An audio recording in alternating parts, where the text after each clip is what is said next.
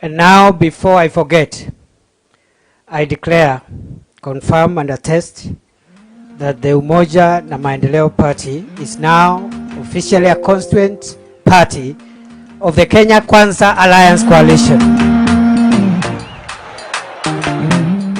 Finally, all the party leaders present today, please step forward for our final photo of the day and closure of this session. Party leaders only. The party leaders who are present today.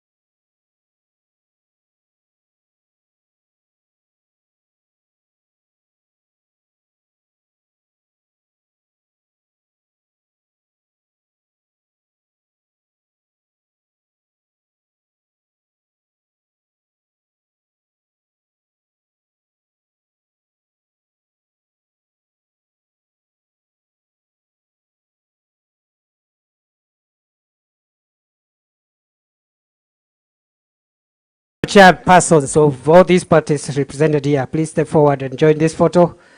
And this is the last one, the very last one.